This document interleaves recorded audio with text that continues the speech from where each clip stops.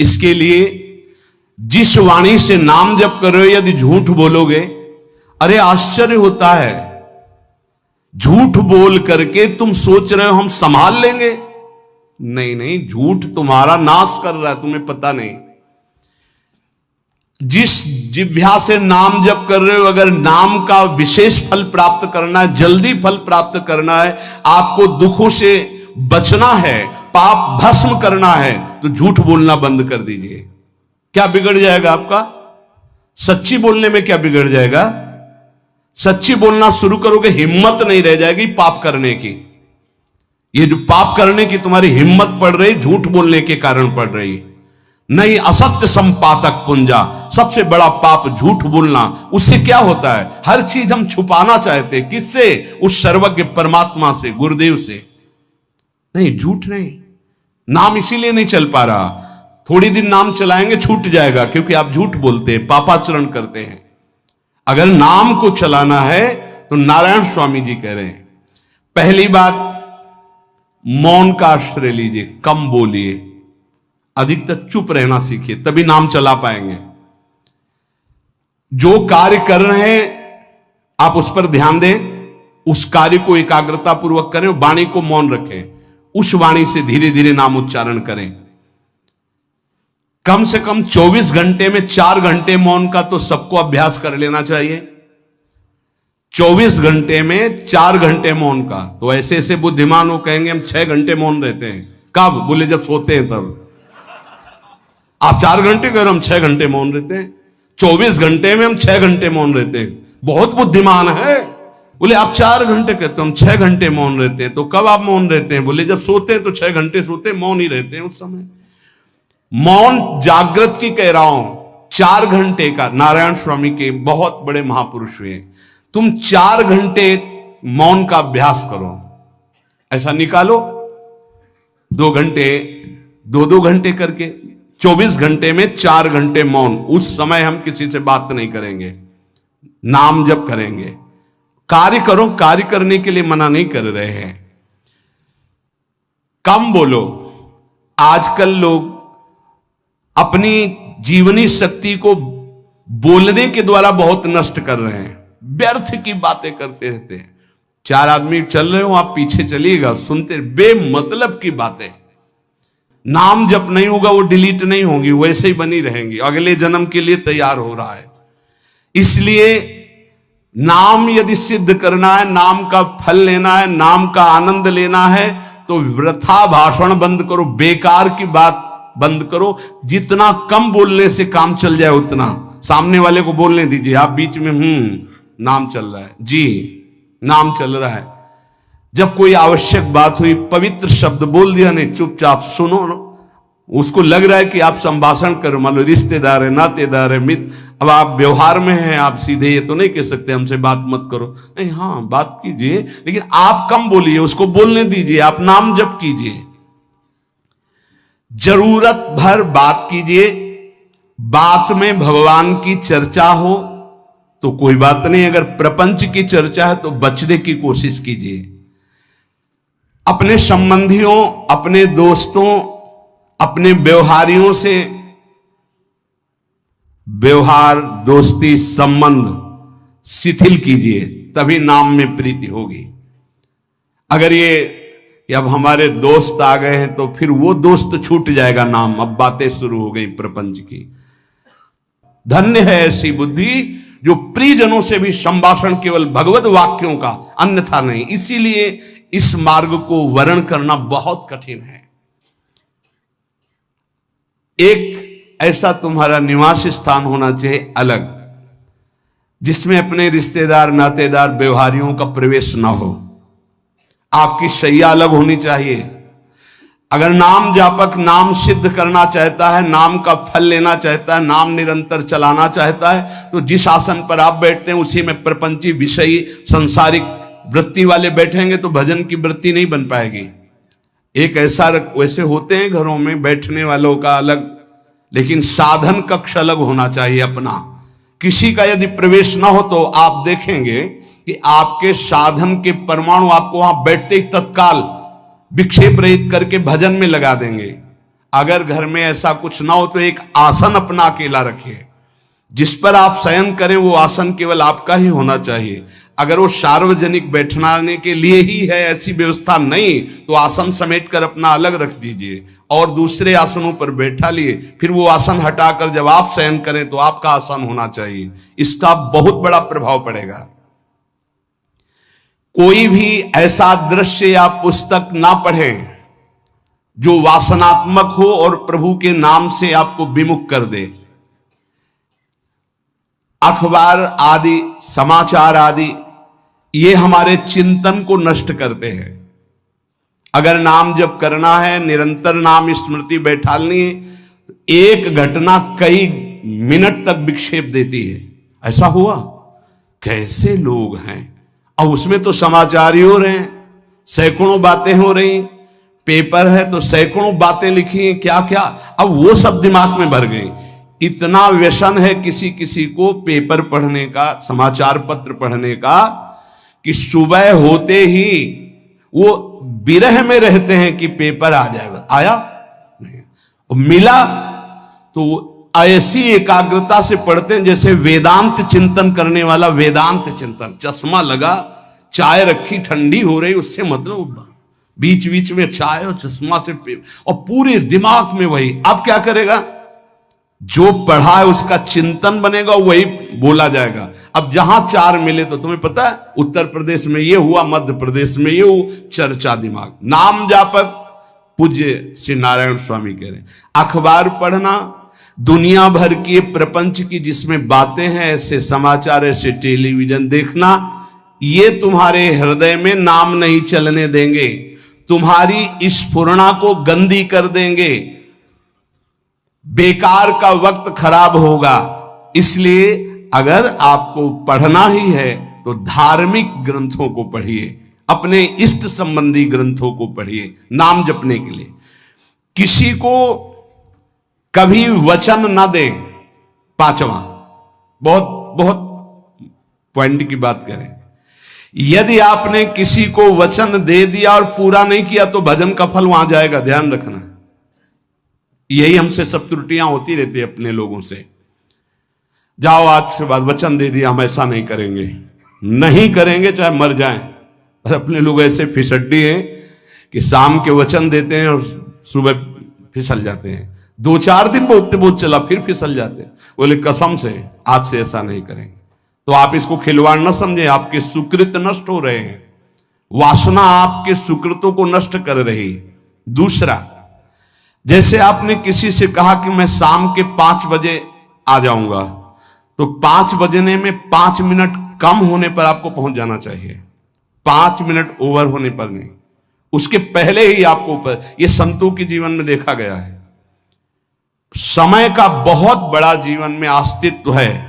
अगर आप किसी को समय दें, फिर उसमें प्रमाद स्थिति नहीं होनी चाहिए। 5 मिनट पहले पहुंचिए। समय दिया है किसी को तो 5 मिनट पहले उसको इंतजार ना करना पड़े।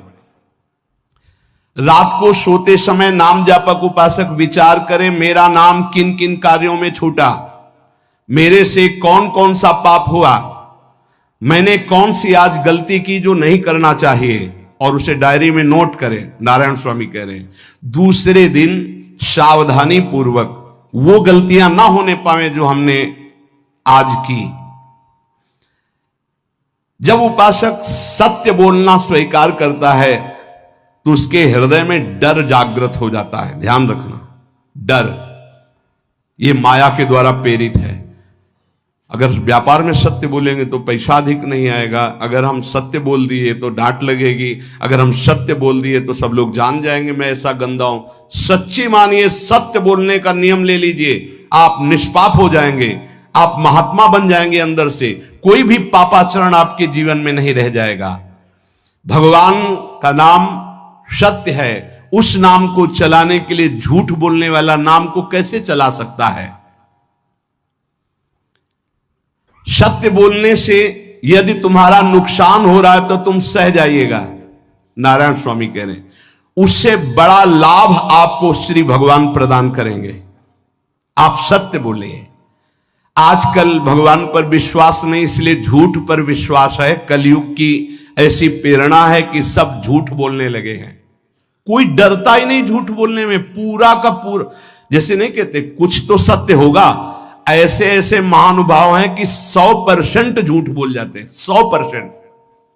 धन्य है मोबाइल जो झूठ बुलाने में बहुत प्रवीण है, बहुत प्रवीण है। अरे भाई हम नहीं मिल सकते, आज हमारा मन नहीं है, खत्म खेल हो गया, सत्य बात है, नहीं मिल सकते आपसे, मत उठाओ फोन। अगर तुम्हें झूठे ही बोलना है तो फोन क्यों उठाओ? नहीं बोलेंगे, नहीं उठाएंगे तो समझ जाएगा कि उनकी रुचि नहीं। ये झूठ क्यों बोलना, सत्य बोलो। झूठ से यदि आप बच गए तो आपके जिह्वा पे नाम निरंतर चलने लगेगा। ये झूठ ही नाम नहीं चलने दे रहा। असत्य आचरण, छुपाने की वृत्ति, असत्य भाषण, ये नाम में प्रीति नहीं। किसी को भी फुसलाने के लिए झूठ मत बोलिए। सत्य बोलने का अभ्यास कर लिए तो पापी जीव भी महात्मा बन जाए। सत्य आवश्यक है। एक बड़े कागज पर ऐसी जगह लिख के रख लो जहां तुम उठते बैठते देखते हो कि मुझे सत्य बोलने का नियम लेना है, झूठ नहीं बोलना है। सत्य साधन कर लो, फिर देखो नाम कैसे चलता है। तपस्या, बड़े बड़े पुण्य, बड़े बड़े तीर्थ स्नान उतना पवित्र नहीं करेंगे जितना सत्य बोलने से होगा। पर बहुत कठिन है इस समय सत्य बोलना। मतलब बात बात पे असत्य का ही वर्ताव हो रहा है, असत्य का अच्छा, ये कोई संसारी आदमी में नहीं, कुछ ऐसे होंगे जो सत्य की वार्ता करते नहीं। प्रायः क्या जाता है, झूठ बोलने में बोल दिया और सामने वाला राजी हो गया, हम निकल गए। लेकिन सत्य ना होने के कारण आप में सत्य आचरण, सत्य स्वरूप भगवान का नाम, भगवान को कहा गया सत्य नारायण, वो नाम नहीं चलेगा। भजन करने का पहला साधन है सत्य बोलना। जबान से सत्य बोला जाए। और भजन की संख्या प्रारंभ में जरूर लेनी चाहिए। यदि 10 माला का नियम लिया, 20 माला का नियम लिया, तो उसे निर्वाह करो। जैसे यहां शरणागति मंत्र मिलता है तो 11 माला प्रारंभ में दी जाती कि आपको करना ही है, ज्यादा हो जाए वो ठीक, 11 से कम वो कभी जीवन में नहीं। अपने जीवन में गुरु आज्ञा 11 माला तो करनी है, हर समय करना है। पर ये मन थोड़े दिन तो नियम में चलेगा, इसके बाद छोड़ देगा। दीक्षा तब लेनी चाहिए जब गुरु आज्ञा पे चलने की हिम्मत हो, नहीं तो ऐसे ही नाम जपो करो। और जब नियम मिल गया 11 माला तो चाहे प्राण निकल जाए, हमको 11 माला पूरे करने, प्राण निकलने तक गुरु आज्ञा का पालन करना है। यदि आप नाम जप अधिक मात्रा में नहीं करेंगे तो जो आपको नाम मिला है उसका फल आपको अनुभव में नहीं आएगा। क्यों? क्योंकि नाम का हिस्सेदारी होती है, भजन की हिस्सेदारी होती है। जैसे किसी ने प्रणाम किया, वो भजन लिया। गृहस्थी को इसीलिए मना किया कि रास्ते में परिक्रमा मार्ग में हलवा पूड़ी ये सब बट रहा है, हाथ मत फैलाओ। वो दान कर रहा है, सुकृत कर रहा है, और कोई दूसरे ले विरक्त आदि। आप अपने भूख मिटाने के लिए 4 रुपया के चना लेके भले पालो, लेकिन दूसरे के द्वारा दिया हुआ हलवा मत पाओ। यहां धाम आए हो, भगवत कमाई करने आए हो, यहां नाम जप करो, कष्ट सहकर परिक्रमा दो। हो सके 4 रुपए की वस्तु लेकर के आप पशु पक्षियों को पवा दो, किसी एक का पेट भर, तुम मत पाओ दूसरे का। तुम चाहो तो उपवास कर सकते हो, या प्राण पोषण के लिए रूखा सूखा थोड़ा खा लो। ये दूसरे के आराम से धाम में हम आए 2-4 दिन खूब खाए पिए नहीं, भागीदारी हो जाएगी तुम्हारे पुण्यों की। वहां ऐसे फ्री नहीं है कुछ। भजन का भागीदार राजा भी होता है, जिसके राज्य में रह रहे हैं। जो अन्न देता है वो भजन का, जो वस्त्र देता है वो भजन। इसीलिए गृहस्थ को कहीं कुछ भी स्वीकार नहीं करना चाहिए। ये बहुत ध्यान रखिए। अगर आप कहीं तीर्थ साधु आश्रम कहीं जाते हैं, कोशिश कीजिए कि किसी से सेवा ना ले, और अगर सेवा ले तो उसके अनुसार फिर अर्थ दे दे। अगर आपने वहां भोजन पाया, पानी पाया, तो उसके अनुसार सोच ले कि अगर हम इतना खरीदते तो कितने का मिलता, वो दे दिया तो आपका भजन बच गया। कभी आपको कोई प्रणाम नमस्कार करे, तत्काल बराबर प्रणाम करो। किसी को अपना भजन का हिस्सेदारी नहीं, सबका मंगल हो। ये भजन जितना बढ़ेगा तो आपको भगवदाकार कर देगा। दिन रात 24 घंटे में 21,600 श्वास चलती है। 21,600 श्वास में 6 घंटा तो सोने के चले जाते, उसमें तो चेतना नहीं रहती।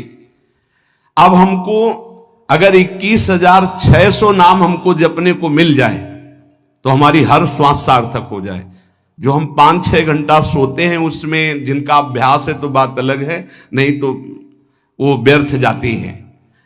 तो हमें एक श्वास में कई नाम जपने का अभ्यास करना चाहिए, जिससे 200 माला फेरने पर ये 21,600 श्वासों की गणना पूरी होती है। अगर हम 200 माला का नियम ले तो इतना हो सकता है। तो हमें लगता है अगर हर समय माला नहीं ले सकते तो श्वास वाली माला बहुत अच्छी रहती है। श्वास में 4 बार खींचो, 4 बार नाम लेते हुए छोड़ो। दूसरा साधन, एक छोटी माला ले ले, जो आजकल तो काउंटर चला है। काउंटर में ज्यादा सुविधा संसार के क्रियाओं में रहने वालों को होती कि क्या अपनी जेब में डाल लिया। तीसरा साधन वो बहुत कठिन है, मन की वृत्ति से नाम जप करना। माला, श्वास और मन की वृत्ति, उसमें श्वास की भी गणना का ध्यान नहीं रहता, उसमें केवल चिंतन होता है, चल रहा है। पर ये आखिरी स्थिति होती, इसी के बाद वो परिपक्व अवस्था होता है। जिह्वा से धीरे धीरे नाम उच्चारण करते हुए ये पहला अभ्यास है। प्रारंभिक को एकदम मानसिक में नहीं पहुंचने की चेष्टा करनी चाहिए, 2-4 नाम के बाद मन प्रपंच में फंसा देगा। दूसरा अभ्यास कंठ में, जैसे हम जिह्वा से राधा वल्लभ श्री राधा वल्लभ श्री राधा वल्लभ श्री, इसे वाचिक जप कहते हैं। मंत्र नहीं होगा, ऐसे नाम होगा। फिर उपांश ऐसे, फिर कंठ से चलता है, फिर हृदय से चलने लगता है, फिर नाभि से चलता है। जिसका नाभि से चलने लगता है उसका परावाणी के द्वारा भजन, वो सिद्ध पुरुष कहा जाता है। 4 वाणी, परा, पश्यंती, मध्यमा, वैखरी। वैखरी जो बोल रहे हैं, जो कंठ से, फिर हृदय से पश्यंती, परा नाभि से, मूलाधार केंद्र से लेकर के संपूर्ण ब्रह्मांड में इसमें नाम गूंज रहा है, वो सिद्ध पुरुष का होता है। पहला अभ्यास जिह्वा हिला करके शुरू करें, राधा राधा राधा राधा। फिर कंठ से, कभी हमारे सदगुरुदेव भगवान को देखना, अगर कोई आ गया और बातचीत का हुआ तो यहां से तत्काल चलता दिखाई देता है ना, कंठ ऐसे ऐसे हिलने लगता है कंठ। अगर शांत बैठे तो फिर नहीं दिखाई दे। अगर कोई है आसपास तो इतनी तीव्रता लगन होती कि कहीं छूट ना जाए नाम। कंठ से विशिष्ट अभ्यासी का, फिर हृदय से परिपक्व अभ्यासी का, और नाभि से सिद्ध महापुरुष का, परावाणी से चलता है। अगर 1 वर्ष तक जिह्वा से अभ्यास किया जाए, ये मैंने किया है, नारायण स्वामी कहते हैं, तो दूसरे वर्ष में कंठ से प्रारंभ हो जाता है। 2 वर्ष कंठ से चले तो अगला हृदय से प्रारंभ हो जाता है, और हृदय से 3 वर्ष चले तो फिर नाभि से 7 वर्ष में नाम सिद्ध हो जाएगा। अगर नियम पूर्वक झूठ ना बोले, सत्य आचरण करे, ऐसे नाम जप करे। हम ये कहते हैं कि चलो थोड़ा धीमे ही सही, पर 12 वर्ष में तो आपको सिद्ध हो जाना चाहिए। 12 वर्ष, यहां बोले 30 वर्ष के 50 वर्ष हो गए साधन करते हो, ज्यों कहते हो कोई परिवर्तन नहीं। इसका मतलब अंदर से नाम नहीं चलाया जा रहा, नाम में रुचि नहीं। 12 वर्ष में तो भगवत साक्षात्कार करके जागृत स्वप्न सुषुप्ति अवस्था पर विजय प्राप्त कर लेता है साधक। ऐसा ही स्वामी जी ने किया। नारायण नारायण नारायण नारायण नारायण, ऐसी सिद्धावस्था हो गई थी। एक टाट की लंगोटी, एक रस्सी कमर में, बस। बड़े ही उच्च कोट और बहुत बड़े अरब खरबपति घर के बालक थे। सारी सिद्धियां उसके पैरों में लौटने लगती हैं, जिसका नाभि से भजन प्रारंभ हो जाता है, परावाणी से। अजपा जाप उसे ही कहते हैं। जो नाभि से होता है। अजपा जाप करने वाले उपासक में जो अजपा जाप करने की चाह रखते हैं, पहला भोजन पर ध्यान दे, सात्विक भोजन, पवित्र भोजन। भाई नाम का स्वाद नहीं मिला तो कुछ लोग जो है बहुत प्रसन्न होते हैं जब सांसारिक पदार्थ आता है।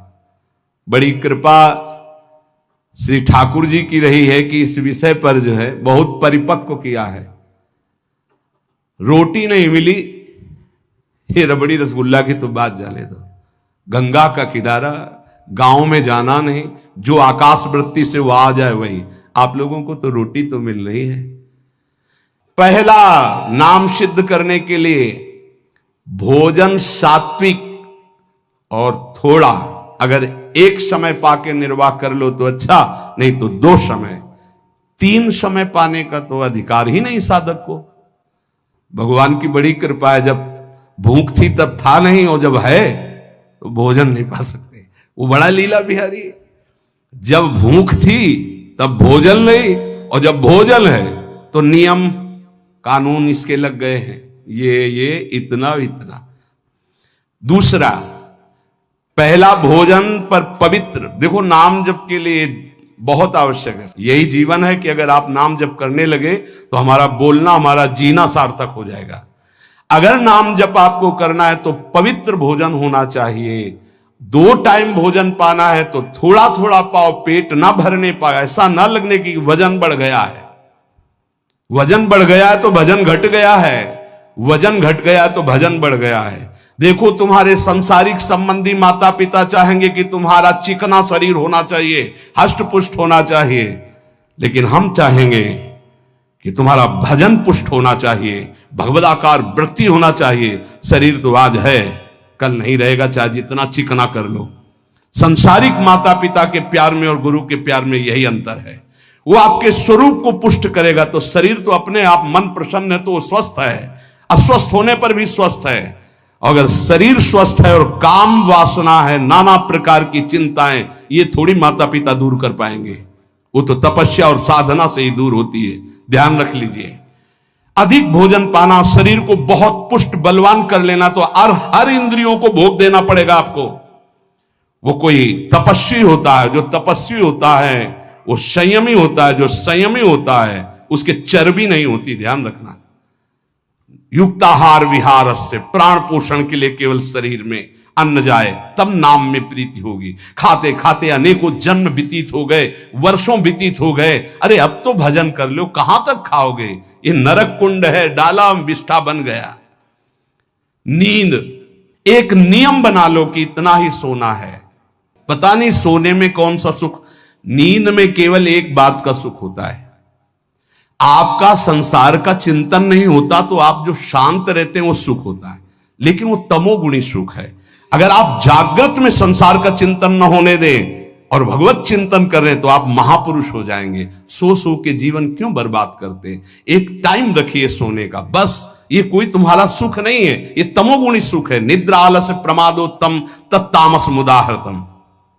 और एक बात समझ लो, यद तज्ञे विस्मि परिणामे अमृतोपमम।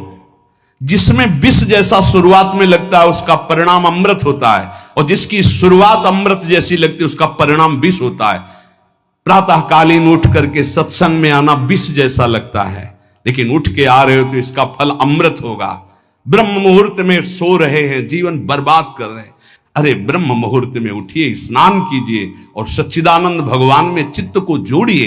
ये विष जैसा लगता है, परिणाम अमृत जैसा होता है। तीसरा, 24 घंटे में 1 घंटे का तो एकांतवास करना सीख ही लो, चाहे गृहस्थ हो चाहे कोई भी हो।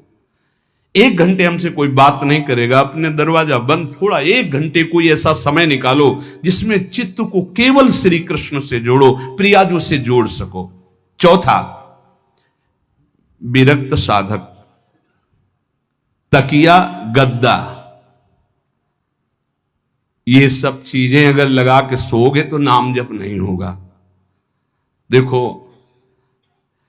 हितधाम में कुशासन और एक ईंट कुशासन के नीचे, सर्दी में ओढ़ने के जो हमारे कंबल थे वो आटे का बोरा बलराम जी ला के दे थे। जीवन को यदि आप कसौटी पे नहीं कसेंगे तो भजन नहीं होने वाला। अब तो शरीर रोग से ग्रसित है, आप चाहे जहां रखो चाहे जैसे रखो, प्रिया जो जाने। जब तक हमें भगवदाकार वृत्ति ना हो जाए तब तक विषयों को स्वीकार नहीं। ऐसे हैं साधक, बड़ा सुख मिलता है। एक ऐसे पड़ा हुआ है आसन, उनके कमरे में जाके देखिए, केवल आसन ही है। कितने ऐसे साधक राधा के कुंज में रहते हैं जिनकी चटाई केवल है, न तकिया है न गद्दा है न कोई, उसी चटाई को ऐसे खड़ा कर दिया, बिछा लिया, बस उसी में पड़े, भोजन मिला पा लिया, ऐसे रह रहे हैं। कमरे में देखो जाके तो ऐसा लगेगा कि इसमें कोई रहता ही नहीं, कुछ है ही नहीं, केवल चटाई है। तकिया गद्दा विशेष विलासिता की वस्तुएं तो नाम जप नहीं होने वाला, ध्यान रखना। जहां पड़े आराम से नींद आ जाएगी, सो जाएंगे, और जब तो नींद उतनी आएगी जितनी आवश्यकता है। भजन का खजाना तिजोरी में रखें, कभी किसी से बताएं नहीं कि आपका भजन कितने माला कितना होता है। पूज्य नारायण स्वामी जी कह रहे हैं, भजन को खजाने में रखने का मतलब है लूटने वाले डाकू माया भेजती है, काम क्रोध लोभ मोह मद मत्सर आदि, और प्रिय गृहस्थ भगत आदि। कैसे प्रिय गृहस्थ? स्वामी जी अब ये सब आप ही कहा है, बहुत बीमार है, आप देखना। ठीक है, दूसरे की दुख निवृत्ति करना संत का स्वभाव होता है, पर हम जिस मार्ग के पथिक हैं, हमारा कर्तव्य है, हमारे पास हमारे प्रभु के सिवा कोई नहीं, हमारा जो कुछ है वो प्रभु हैं। ए भैया, जैसा श्री जी चाहेंगे वही सब मंगल करेंगे, ये शब्द होना चाहिए, उससे उसका भी मंगल होगा, आपकी भक्ति पुष्ट होगी। कभी भी जो गृहस्थ में भजन करता है, किसी भी तरह का किसी से भी कोई प्रतिग्रह ना ले, नहीं ले लो, ये लो ही बढ़िया है, रख लो, नहीं महाराज हमारा ये मार्किन का गमछा ही काफी है हमारे लिए, नहीं नहीं नहीं, ये प्रसाद पाल, हाँ इतना किनका दे दीजिए, भगवत प्रसाद है, ये हमारे लिए पर्याप्त। गृहस्थी में अगर आप भजन करते हैं तो अपने भजन को बचाने के लिए किसी से भी दान पुण्य, किसी का भी बट रहा है वो स्वीकार न करें, किसी से प्रणाम नमस्कार, किसी से अपनी सुविधा सेवा स्वीकार न करें। और जो विरक्त है उसको ध्यान रखना चाहिए कि हमारा जीवन केवल जगत मंगल के लिए विश्वेश्वर भगवान को समर्पित जीवन है। ना हम किसी को शाप दे सकते हैं, ना किसी को वरदान दे सकते हैं। सेवक स्वामी की इच्छा को देखता है, ऐसा ऐसा, हाँ प्रियाजू की जैसी इच्छा होगी वैसा नहीं, आप ऐसा नहीं, प्रियाजू का बस जबान से कभी ना किसी के प्रति शाप का, और ना हरिराम व्यास जी ने कहा है कि शाप और वरदान हमारी हमारे स्वामी की, तो हमें हर बार में यही बोलना है, जैसी प्रियाजू की इच्छा, जैसी श्यामाजू की इच्छा। नहीं आप कुछ कह दीजिए तो राधा राधा राधा, नहीं कैसे मंगल होगा, आशीर्वाद दीजिए राधा राधा राधा, बहुत संभाल के। महात्माओं को इस बात में सावधान रखना चाहिए कि ये माया ममता का रूप धारण करके तुम्हारी तिजोरी को खाली कर देगी। खजाना लूटने के लिए माया बहुत अनुभवी महापुरुष है, सेवक के रूप में आती है, खास सेवक बनकर। आज तक जहां दगा हुआ है तो खास से हुआ है। जब वृक्ष कटने लगे तो आपस में बात की, भाई ऐसा कौन आ गया जो हमें काट सकता है? बोले हमारा कोई मिल गया। तो कुल्हाड़ में जो बेट है ना, बोले मिल गया कोई हमारा। खास बन करके आती है माया, सेवक सेविका रूप लेके। बहुत अनुभव की बात महापुरुषों की, मान लीजिए विरक्त जनों के लिए खास बात है। सेवक सेविका रूप रख करके माया आएगी। इसके बाद अगर आपने स्वीकार किया, फिर तुम सेवक होगे, वो स्वामी होगी। समझ रहे हो? बहुत अंदर से इस बात को समझ लीजिए। अगर आपको भगवत प्राप्ति करनी है तो जब तक शरीर में श्वास रहे, सेवा मत स्वीकार करना किसी की। कपड़ा धुलाना, खाना पीना, भीख मांग के खाओ, भिक्षा अन्न, या आकाशवृत्ति से जियो, जैसे मना ना कपड़ा धो पाओ तो उतने पहनो जितना धो पाओ। किसी को अपनी सेवा में प्रवेश मत होने दो। अपने शरीर की सेवा, अपने जीवन की सेवा जब तक श्वास है तब तक स्वयं करो, नहीं तो तब लग जोगी जगत गुरु, जब लग रहे निराश, जब आशा मन में भई, जब गुरु और जोगी दास। इसलिए होश में परमार्थ के पथिक को कभी किसी की सेवा नहीं लेनी चाहिए, कभी किसी को सेवक नहीं बनाना चाहिए। भगवत भाव से नेकी कर दरिया में डाल, उपदेश दे दिया, चल अपने मार्ग में। जीवन की ये बात हमारी अनुभव की मान लीजिए, अगर निर्विघ्न पंथ निर्वाह करना है तो कभी किसी को यहां सेवक न बनाया जाए। सेवक सेविका के रूप में स्वीकार करने वाले साधु का हृदय आग की तरह जलने लगता है। जो जिंदगी भर निश्चिंत और निर्भय रहा, उसे भयभीत और चिंतायुक्त होना पड़ता है। अपने भजन को खास तिजोरी में रखे, अपने में जो सिद्धियां जागृत हो कभी प्रकट ना होने दे, उनका कभी प्रयोग ना करे।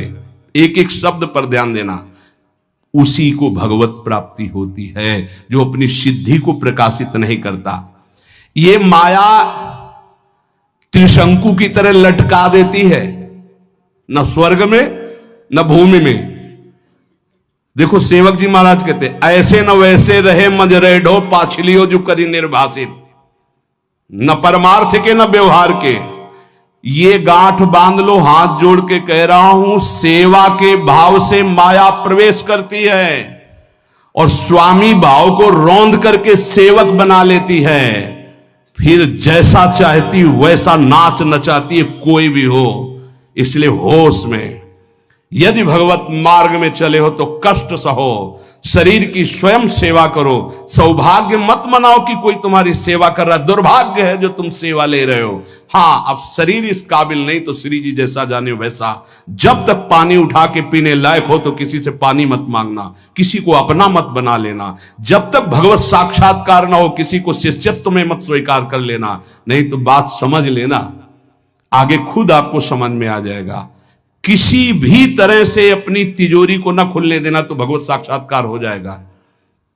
बोले नहीं, हमारा तो परहित की भावना और प्रचार करना है, तो है क्या तुम्हारे पास प्रचार करने के लिए? परहित की भावना के लिए है क्या तुम्हारे पास? जब तक सर्वत्र श्री कृष्ण का अनुभव नहीं हो जाता तब तक उसमें कोई सामर्थ्य नहीं होती, और जब सर्वत्र वासुदेव का अनुभव करता है तो उद्धार किसका करना है? विचार करके देख लीजिए। फिर वो स्वांता सुखाय तुलसी रघुनाथ गाथा। इसलिए भजन के खजाने को बचा के रखो। रूखा सूखा टुकड़ा खा करके गंगा जल यमुना जल का आचमन करके जीना सीखो। अच्छे अच्छे पदार्थ सामने होने पर वही पदार्थ स्वीकार करो जिससे तुम्हारी जिह्वा रुचि ना कर पावे। ये दुष्ट है, इस दुष्ट को दंड दो। नारायण स्वामी जी ने कहा है, आगे हमने कल चिंतन में पढ़ा था, कह रहे हैं कि हमने इसको कैसे वश में किया, जहां गरम जलेबी बनती थी वहां खड़े हो जाते थे, कहते देखो कितनी बड़ी हाल है, नहीं मिलेगी तुझे, चलो। पूरी बाजार में घुमाते थे और कहीं भी इसको नहीं, और अगर संयोग वसात मिल जाती थी तो गंगा जल में फेंक देते थे। हरिद्वार में नारायण स्वामी जी गंगा जल में फेंक देते। हाँ, बहुत बढ़िया बीठी, ये ले। अपने हृदय को पावन रखने के लिए इसी जन्म में भगवत प्राप्ति के लिए आहार को सुधारा जाए और निरंतर नाम जपने का अभ्यास किया